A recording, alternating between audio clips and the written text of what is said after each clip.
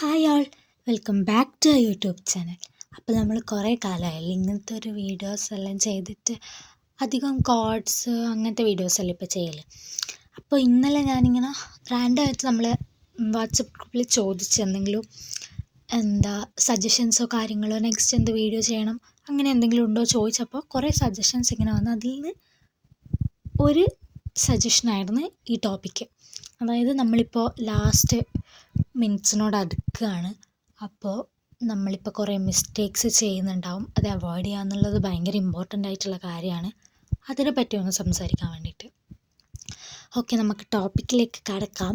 ആദ്യം തന്നെ നമുക്കിപ്പോൾ പറ്റുന്ന ഏറ്റവും വലിയ മിസ്റ്റേക്ക് എന്ന് വെച്ചാൽ യൂട്യൂബ് തന്നെ. കാരണം കുറേ യൂട്യൂബ് ചാനൽസ്, അധികവും മെജോറിറ്റി എല്ലാ നീറ്റ് റിലേറ്റ് ചെയ്ത അധികം യൂട്യൂബ് ചാനൽസും ഇപ്പം ചെയ്യുന്നൊരിതായിരിക്കും 5 മാസം കൊണ്ട്, നിങ്ങളൊന്നും പഠിക്കാത്തവരാണോ 5 മാസം കൊണ്ട് എങ്ങനെ നീറ്റ് ക്രാക്ക് ചെയ്യാം, ഇങ്ങനത്തെ ഓരോ ക്യാപ്ഷൻ ഇട്ടിട്ടായിരിക്കും ഓരോ വീഡിയോസ് തുടങ്ങുന്നത്. അപ്പം നമ്മൾ ഈ ഒരു ക്യാപ്ഷൻ കാണുമ്പോൾ തന്നെ നമ്മൾ ബ്രെയിന് അത് എന്താ പറയുക, നമുക്ക് തോന്നാൻ തുടങ്ങും, അപ്പോൾ ഞാൻ ഇതുവരെ ആയിട്ട് ഒന്നും പഠിച്ചില്ല, ഇനിയുള്ള 5 മാസം ഈ ഒരു സ്ട്രാറ്റജി ഫോളോ ചെയ്താൽ എനിക്ക് ചിലപ്പം നീറ്റ് ക്രാക്ക് ചെയ്യാൻ പറ്റുമായിരിക്കും. ഈ ഒരു തോട്ട് നമ്മൾ ബ്രെയിനിൽ സ്റ്റോർ ചെയ്യും. അപ്പോൾ എന്താ നമുക്ക് സംഭവിക്കുന്നത് വെച്ചാൽ, നമ്മൾ ഇത്രയും കാലം, അതായത് ഒരു 6 മാസം നമ്മൾ കഴിഞ്ഞിപ്പോൾ ജൂണിൽ നീറ്റ് പ്രിപ്പറേഷൻ തുടങ്ങിയ ഒരു കുട്ടിയാണെങ്കിൽ ഓൾറെഡി 6 മാസം നമ്മൾ കഴിഞ്ഞു. അപ്പോൾ ഈ 6 മാസം നമ്മളൊന്നും പഠിച്ചിട്ടില്ലേ? നിങ്ങൾ ആലോചിച്ച് നോക്കി, ഈ ഒരു സ്ട്രാറ്റജി പറയുന്നത് 5 മാസം കൊണ്ട് നീറ്റ് ക്രാക്ക് ചെയ്യുക എന്നുള്ള കാര്യം. അപ്പോൾ ഈ 6 മാസം നമ്മളൊന്നും പഠിച്ചിട്ടില്ല എന്നാണോ? അല്ല, നമ്മൾ പഠിച്ചിട്ടുണ്ട്. നമുക്ക് സംഭവിക്കുന്നത് ഒന്നുകിൽ മറന്നുപോയെന്ന് വിചാരിച്ചിട്ട് ഈ സ്ട്രാറ്റജി ഫോളോ ചെയ്യണമെന്നില്ലല്ലോ. നമ്മൾ ഇതുവരെ ഫോളോ ചെയ്ത സ്ട്രാറ്റജീൻ്റെ കൂടെ റിവിഷൻ ഇൻക്ലൂഡ് ചെയ്ത് പോയാൽ പോരെ, എന്തിനാ വെറുതെ സമയം കളയുന്നത്? അപ്പോൾ ഇങ്ങനത്തെ കാര്യങ്ങൾ നിങ്ങൾ ബുദ്ധിപരമായി നേരിടാൻ നോക്കുക.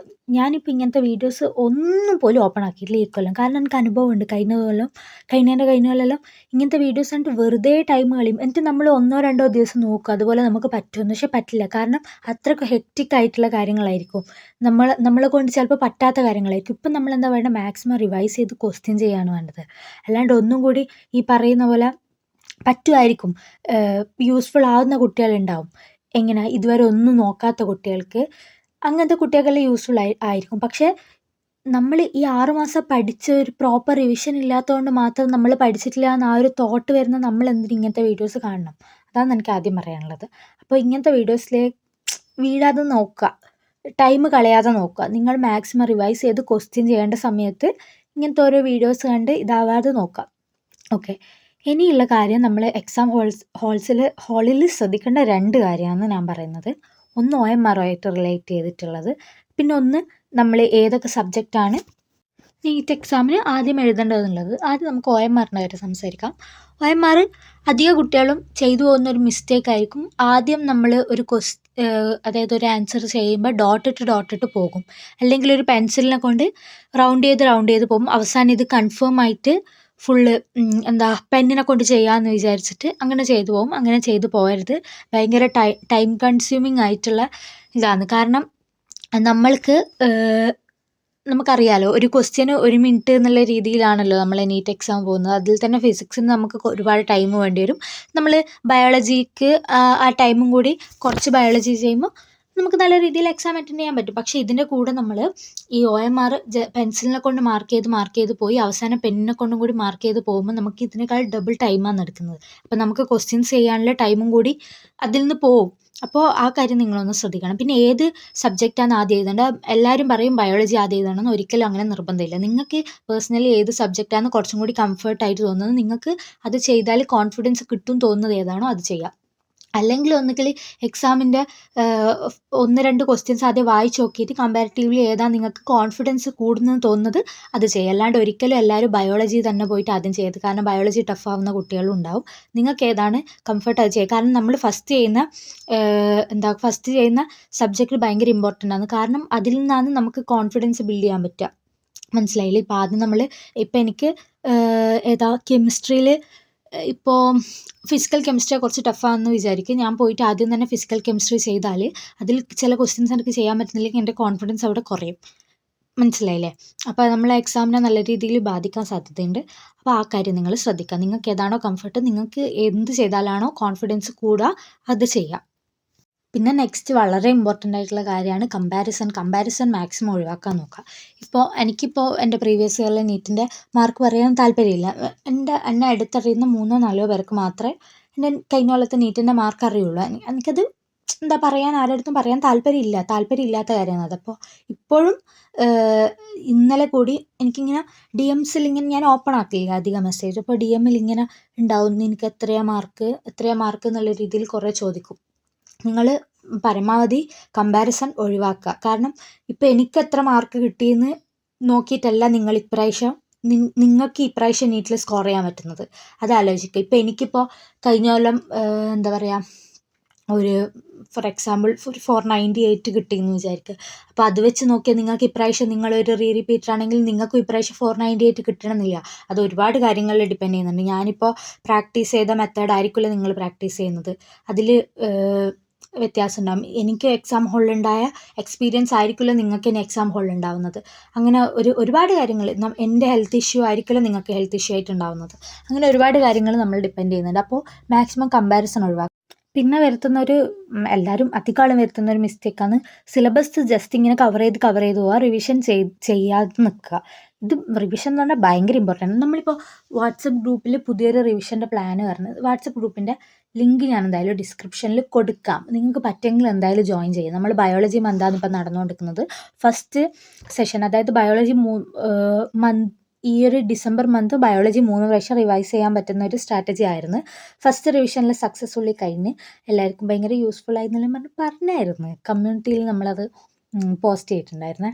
അപ്പോൾ ബയോളജി നല്ല രീതിയിൽ കവർ ചെയ്യാൻ പറ്റുക. എനിക്കതിൽ ഭയങ്കര സാറ്റിസ്ഫാക്ഷൻ ഉണ്ട്. കാരണം നമ്മൾ ബയോളജി റിവൈസ് ചെയ്യാന്ന് പറഞ്ഞാൽ ഭയങ്കര ഇമ്പോർട്ടൻ്റ് ആയിട്ടുള്ള കാര്യമാണ്. അത് 3 പ്രാവശ്യമെല്ലാം റിവൈസ് ചെയ്യാൻ പറ്റുക എന്ന് പറഞ്ഞാൽ വലിയ കാര്യമാണ്. ഇനി നമുക്ക് എന്തായാലും റിവിഷൻ വേണം. അത് ഇപ്പോൾ ഓക്കെ, നമുക്ക് ഞാനിപ്പോൾ എനിക്ക് പഠിക്കാൻ താല്പര്യം ഇല്ലയെന്ന് തോന്നുന്ന സമയത്ത് ഞാനെപ്പോഴും ബയോളജി NCERT വായിക്കാമെന്ന് ചെയ്യല്. കാരണം അത് വായിക്കുമ്പോൾ എനിക്ക് കുറച്ചും കൂടി നല്ല മൂഡിലേക്ക് വരും, പിന്നെ പഠിക്കേണ്ട ട്രാക്കിലേക്ക് വരും. ആ ഒരു രീതിയാണ്. അപ്പോൾ ബയോളജി മന്ത് നിങ്ങളെല്ലാവർക്കും സക്സസ്ഫുള്ളായിട്ട് ചെയ്യാൻ പറ്റിയെന്ന് വിചാരിക്കുന്നു. ഇനി നമുക്ക് ഫിസിക്സ് മന്തുണ്ട്, കെമിസ്ട്രി മന്തുണ്ട്. ഫിസിക്സ് മന്ത് ജനുവരി, കെമിസ്ട്രി മന്താണ് ഫെബ്രുവരി വരുന്നത്. അപ്പോൾ നിങ്ങൾക്ക് റിവിഷൻ പ്ലാനിൽ ജോയിൻ ചെയ്യണമെന്നുണ്ടെങ്കിൽ അത്ര വലിയ പ്ലാനൊന്നും ആയിരിക്കില്ല. ഞാൻ ഇന്ന് റിവൈസ് ചെയ്യാൻ ഉദ്ദേശിക്കുന്ന ചാപ്റ്റേഴ്സിൻ്റെ ലിസ്റ്റ് തരും നിങ്ങൾക്ക് വേണമെങ്കിൽ അതുപോലെ ചെയ്യാം, അല്ലെങ്കിൽ നിങ്ങൾക്ക് കൺവീനിയൻ്റ് ആയിട്ടുള്ള രീതിയിൽ ചാപ്റ്റേഴ്സ് മാറ്റിയിട്ടും ചെയ്യാം. അപ്പോൾ നിങ്ങൾക്ക് ജോയിൻ ചെയ്യാൻ താല്പര്യം ഉണ്ടെങ്കിൽ ഞാൻ ഡിസ്ക്രിപ്ഷനിൽ കൊടുക്കാം, വാട്സപ്പ് ഗ്രൂപ്പിൻ്റെ ലിങ്ക് കൊടുക്കാം. അപ്പോൾ നമ്മൾ പറഞ്ഞു വരുന്നതെന്ന് വെച്ചാൽ റിവിഷൻ ഭയങ്കര ഇമ്പോർട്ടൻ്റ് ആണ്. നിങ്ങൾ ബാക്ക്ലോഗ്സ് ഉള്ളവരാണെങ്കിൽ ബാക്ക്ലോഗ്സ് എന്തായാലും കവർ ചെയ്യണം. മാക്സിമം ഡിസംബറിൽ തന്നെ കവർ ചെയ്ത് പോകാൻ നോക്കുക. നമുക്ക് ജനുവരി തൊട്ട് മെയ് 4th വരെ ഫുൾ റിവിഷൻ ചെയ്യാൻ പറ്റുന്ന രീതിയിലാക്കണം. ബ്രില്യൻറ്റിൻ്റെ ക്ലാസ്സൊക്കെ ഓൾമോസ്റ്റ് കഴിയാനായി. അപ്പോൾ അവരും മാക്സിമം റിവിഷനിലേക്കാണ് ഫോക്കസ് ചെയ്യുന്നത്. നിങ്ങളെല്ലാവരും അങ്ങനെ തന്നെ ചെയ്യാൻ നോക്കുക. ഓക്കെ, ഡിസംബർ ആകുമ്പോഴത്തേക്ക് ബാക്ക്ലോഗ്സ് ഒക്കെ തീർന്നാലും ഇനി നമുക്ക് മാസങ്ങളുണ്ട് റിവിഷൻ ചെയ്യാൻ വേണ്ടിയിട്ട്. അപ്പോൾ ഞാൻ പറഞ്ഞു തരുന്നത്, ഡിസംബറിൽ ബയോളജി റിവൈസ് ചെയ്തു, ഫിസിക്സ് ജനുവരിയിൽ ചെയ്യും, കെമിസ്ട്രി ഫെബ്രുവരി ചെയ്യും. എന്നാലും നമുക്ക് മാർച്ചും ഏപ്രിലും ഉണ്ട്. ഓർഗാനിക് പിന്നെ ഇനോർഗാനിക് കെമിസ്ട്രി NCERT വായിക്കൽ, ബയോളജി NCERT വായിക്കൽ, ഇത് മൂന്നും ഭയങ്കര ഇമ്പോർട്ടൻ്റ് ആയിട്ടുള്ള കാര്യമാണ്. നിങ്ങൾ അവസാനത്തെ മാസം, അതായത് ഏപ്രിലിൽ മാക്സിമം NCERT വായിക്കാൻ വേണ്ടിയിട്ട് ടൈം കൊടുക്കണം. ഇക്വേഷൻ ബുക്സ് പഠിക്കാൻ വേണ്ടിയിട്ട് ടൈം കൊടുക്കണം. ഫിസിക്സ് മാക്സിമം പ്രോബ്ലംസ് ഇപ്പം നമ്മൾ വീക്ക്ലി എക്സാമിന് വേണ്ടിയിട്ട് തന്നെ, ഇപ്പം എൻ്റെ രീതി പറയുകയാണെങ്കിൽ ഒരു ഫിംഗർ ടിപ്സിൽ ഒരു 100 ക്വസ്റ്റ്യൻ ഉണ്ടാവും ഒരു ചാപ്റ്ററിൽ. അപ്പോൾ വീക്ക്ലി എക്സാമിന് വേണ്ടിയിട്ട് തന്നെ നമ്മളൊരു 100 ക്വസ്റ്റ്യൻ ചെയ്ത് പോകുന്നുണ്ട്. അത് കൂടാണ്ട് നമ്മൾ ഇനി നമുക്ക് മോഡൽ എക്സാംസ് വരുന്നുണ്ട്. അതിനുള്ള ക്വസ്റ്റ്യൻസ് ചെയ്യുമ്പോൾ നമ്മുടെ ഭാഗത്ത് നിന്ന് നമ്മൾ മാക്സിമം എല്ലാ കാര്യങ്ങളും സേഫായിട്ട് കൊണ്ടുപോവുക, മാക്സിമം ക്വസ്റ്റ്യൻസ് ചെയ്യാൻ നോക്കുക. ഇതൊക്കെയായിരിക്കും ഇപ്പോൾ എല്ലാവർക്കും പറ്റുന്ന മിസ്റ്റേക്സ് കാര്യങ്ങളിൽ ഇതൊക്കെയായിരിക്കും ഇപ്പം ഞാൻ പറയുന്നത്. നിങ്ങൾ ഈ ഒരു 6 മാസം കുറച്ച് എങ്കിലും എഫേർട്ട് ഇട്ടിട്ടുണ്ടെങ്കിൽ വേറെയുള്ള യൂട്യൂബ് ചാനൽസ് അല്ലെങ്കിൽ അങ്ങനത്തെ വീഡിയോസിലൊന്നും പോയി ചാടാതെ നിൽക്കുക. കാരണം എക്സ്പീരിയൻസ് ഉള്ളതുകൊണ്ട് പറയുന്നതാണ്, എൻ്റെ മാത്രമല്ല. നമ്മളെ ഗ്രൂപ്പിലുള്ള വേറെ അഡ്മിൻസ് ഉണ്ടല്ലോ, അവരെല്ലാം പറഞ്ഞ കാര്യമാണിത്. അങ്ങനത്തെ വീഡിയോസ് കണ്ട് ടൈം കളയാതെ നിൽക്കുക, മാക്സിമം നോക്കുക. നിങ്ങൾ ഒന്നും പഠിച്ചില്ലെങ്കിൽ ഓക്കെ, അങ്ങനത്തെ വീഡിയോസ് കണ്ട് എന്തെങ്കിലും ഗുണമുണ്ടെങ്കിൽ അങ്ങനെ ചെയ്ത് നോക്കും, ഓക്കെ കുഴപ്പമില്ല. പക്ഷെ നിങ്ങൾ ഈ 6 മാസം എഫേർട്ട് ഇട്ടതാണെങ്കിൽ, റിവിഷൻ ഇല്ലാത്തത് കൊണ്ട് മാത്രം നിങ്ങൾ പഠിച്ച കാര്യങ്ങൾ മറന്നു പോയതാണെങ്കിൽ ഒരിക്കലും ഇങ്ങനത്തെ വീഡിയോസ് കാണുന്നത്. മാക്സിമം റിവൈസ് ചെയ്യാൻ തന്നെ ടൈം കൊടുക്കുക, മാക്സിമം ക്വസ്റ്റ്യൻസ് ചെയ്യാൻ തന്നെ ടൈം കൊടുക്കുക. അപ്പോൾ ഈ വീഡിയോ എല്ലാവർക്കും യൂസ്ഫുൾ ആയെന്ന് കരുതുന്നു. ഇനി എന്തെങ്കിലും സജഷൻസ് ഉണ്ടെങ്കിൽ കമൻറ്റ് ബോക്സിൽ പറഞ്ഞോ, ഞാൻ എന്തായാലും ക്ലിയർ ചെയ്ത് തരാം. ഓക്കെ, എന്തായാലും വാട്സപ്പ് ഗ്രൂപ്പിൽ അത് പറയാൻ മറന്നുപോയി. ഞാൻ മാക്സിമം ടിപ്സും കാര്യങ്ങളെല്ലാം പറയുന്നത് വാട്സപ്പ് ഗ്രൂപ്പിലായിരിക്കും. നമ്മൾ പോൾസ് ഇടുന്നത്, ഇമ്പോർട്ടൻറ്റ് ക്വസ്റ്റ്യൻസ് ഒക്കെ പറയുന്നത് എല്ലാം വാട്സപ്പ് ഗ്രൂപ്പിലായിരിക്കും. നമുക്ക് യൂട്യൂബിൽ ഇങ്ങനെ എല്ലാം വന്ന് പറയാൻ പറ്റും, അങ്ങനെ ലിമിറ്റേഷനും കാര്യങ്ങളൊക്കെ ഉണ്ടല്ലോ. അപ്പോൾ നിങ്ങൾ എന്ത് ചെയ്യുക, വാട്സപ്പ് ഗ്രൂപ്പിൽ തന്നെ മാക്സിമം ജോയിൻ ചെയ്യാൻ നോക്കുക. ഡിസ്ക്രിപ്ഷനിൽ ലിങ്ക് കൊടുക്കാം.